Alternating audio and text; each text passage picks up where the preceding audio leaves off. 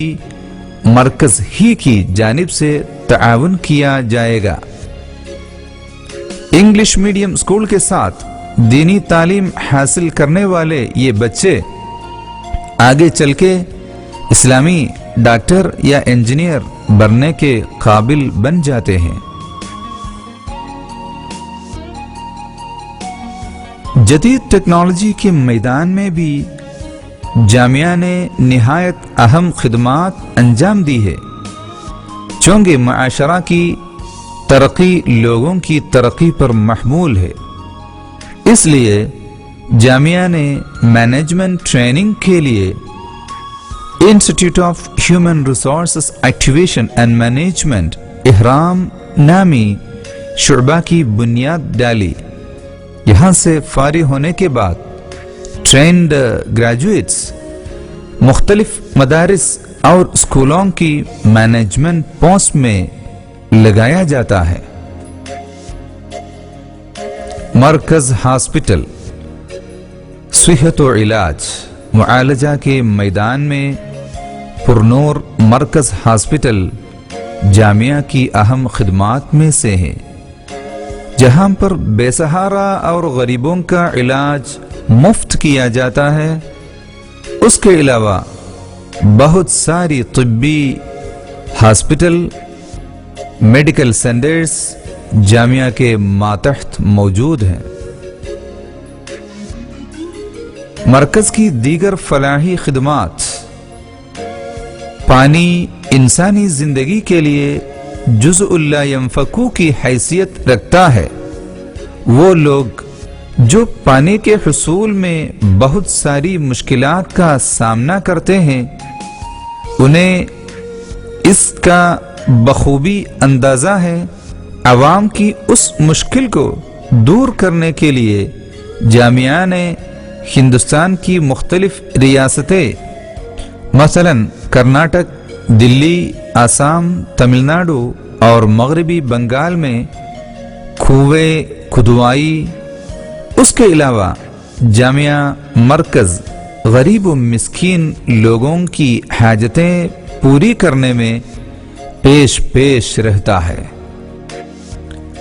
مرکز کانفرنسز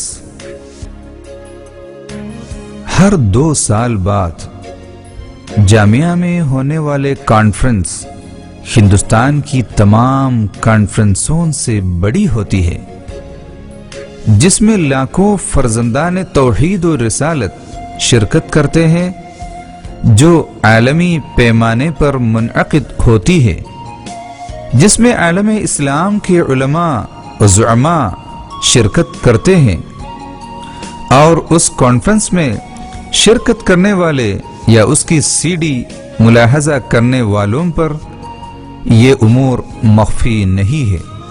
کچھ رئیس الجامعہ کے بارے میں: علامہ شیخ ابوبکر احمد عالم اسلام کی ایک جلیل القدر شخصیت کا نام ہے، جنہوں نے عالمی ممالک کے درمیان رابطہ پیدا کر کے ہندوستان کے مسلمانوں اور جماعت اہل سنت کی صحیح ترجمانی کا حق ادا کیا ہے، اور علمی میدان میں مسلمانوں کی ترقی کے لیے جامعہ مرکز الثقافت سنیہ جیسی عظیم الشان اسلامی یونیورسٹی کو وجود بخشا۔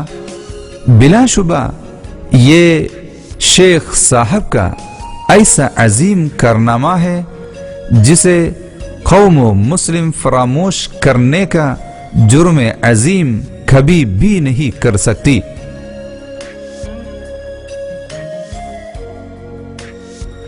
شیخ ابوبکر احمد کی وہ شخصیت ہے جو ہندوستان کی طرف سے عالمی کانفرنسوں میں ہندوستانی نمائندہ کے طور پر بلائے جاتے ہیں۔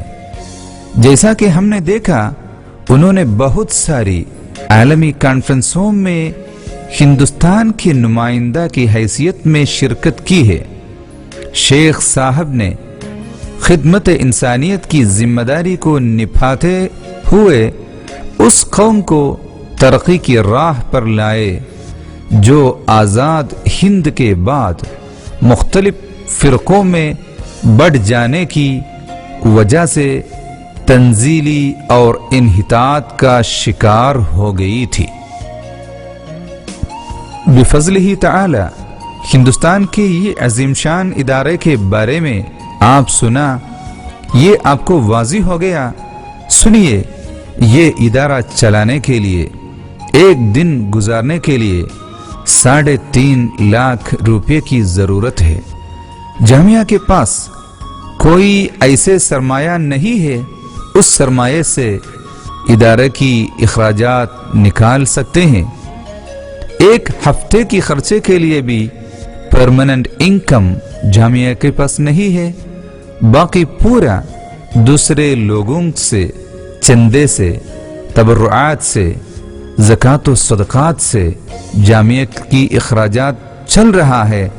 ہم تمام بھائیوں سے گزارش کرتے ہیں یہ عظیم شان خدمات میں شامل ہو کر آپ لوگ خدمت کرنے کی توفیق لے لیجئے گا اور پورے عالم میں دین اسلام اور ماڈرن ایجوکیشن پھیلانے کی یہ خدمت میں شرکت لینے کے لیے کوشش کیجئے گا۔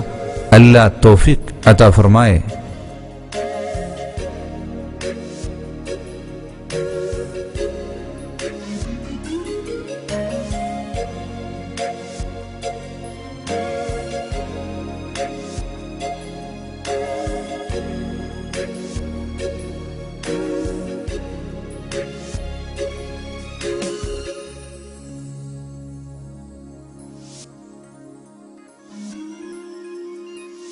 الحمدللہ مرکز ثقافت سنیہ میں پورے ہندوستان کے طلباء تعلیم حاصل کر رہے ہیں۔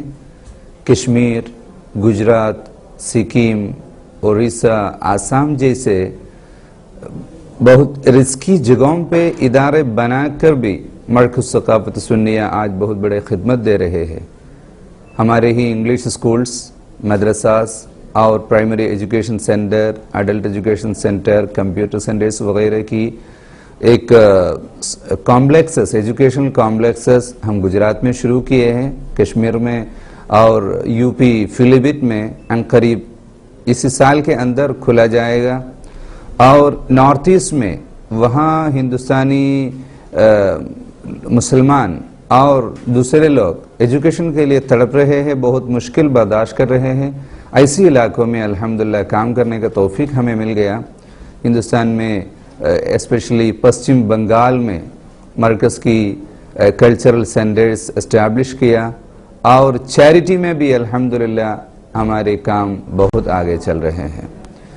100 کنوؤں کی انتظام کیا، اور غربت میں لوگوں کے درمیان رائس بانٹ رہے ہیں، گوشت بانٹ رہے ہیں، ایسے ہی وہ سردی کے موسم میں اوڑھنے کی ڈسٹریبیوشن وغیرہ، اس سب کے علاوہ سب سے زیادہ تعلیم کے طرف توجہ کر کے ہر جگہ پر ہماری پیغام اور سروس پہنچ جاتے ہیں، اور ہر جگہ سے لوگوں کو یہاں آ کر پڑھنے کے لیے انتظام بھی ہم کر رہے ہیں۔ After the successful completion of 3 decades, now Markaz Thaqafat Sunniya opened the doors to the Western world. Now the students from Canada, Singapore, African continents are studying here, and Markaz has established a center for them called Global Students Village.